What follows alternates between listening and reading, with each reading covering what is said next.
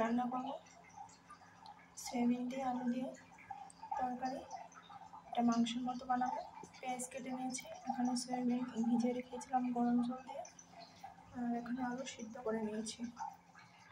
আর এখানে কড়াইতে তেল দিয়ে দিয়েছি, পেঁয়াজগুলি মশলাগুলি ভেজে তারপর সয়াবিন আর আলুগুলি দিয়ে তরকারি। এখানে সব মশলা দিয়ে দিয়েছি, হলুদ, কাশ্মীরি লঙ্কা, তারপর দিয়েছি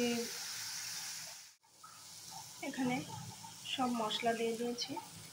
মশলা দিয়েছি হলুদ, জিরা, ধনিয়া পাউডার, কাশ্মীরি লঙ্কা দিয়েছি, তারপর গরম মশলা দিয়ে দিয়েছি।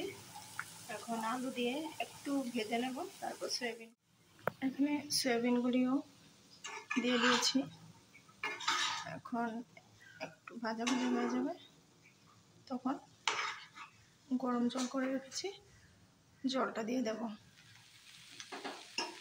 এখানে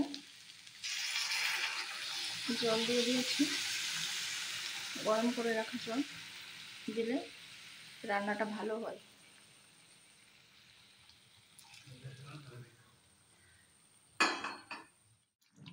তরকারিটা একটু গ্রেভি গ্রেভি হবে। এটার মধ্যে নামানোর আগে চিকেন মশলা দিয়ে দেব, এভারেস্টের চিকেন মশলা দিয়ে দেব। আমার রান্নাটা কমপ্লিট হয়ে গেছে, গ্যাসটা বন্ধ করে দেবো।